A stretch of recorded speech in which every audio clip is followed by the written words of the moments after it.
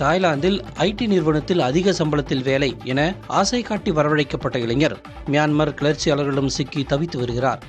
அவரை மீட்டுத் தர வேண்டுமென அவரது குடும்பத்தினர் கண்ணீர் மல்க கோரிக்கை விடுத்துள்ளனர். ஃபைன் போட்டாங்கன்னா ஓகே ஃபைன் அக்செப்ட் பண்ணிக்கிறோம் அப்படின்னு சொல்லிட்டுறதுனால அந்த டார்ச்சர் ரூமுக்கு அனுப்பல. பட் அதை அக்செப்ட் பண்ணல அப்படின்றது பட்சத்தில் டெஃபினட்டாக டார்ச்சர் ரூமுக்கு அனுப்புவாங்க. ஒரு நாளைக்கு ஒரு வேளை தான் ஃபுட்டு.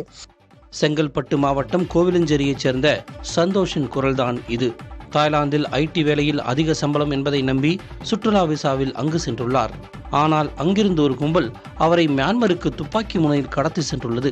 தற்போது மியான்மர் கிளர்ச்சியாளரிடம் சிக்கியுள்ள அவர் சைபர் குற்றங்களில் ஈடுபடுமாறு தான் கட்டாயப்படுத்தப்படுவதாகவும் மறுத்தால் சித்திரவதைக்கு உள்ளாகும் நிலை இருப்பதாகவும் தனது நண்பர்களுக்கு ஆடியோவாக அனுப்பியுள்ளார்.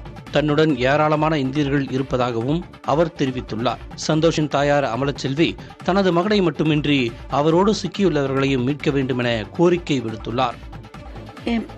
என் பையன் மட்டும் இல்லை, அந்த 250 பிள்ளைங்கள பெற்றவங்களும் என்ன மாதிரி தான் தவிச்சிட்டு இருப்பாங்க.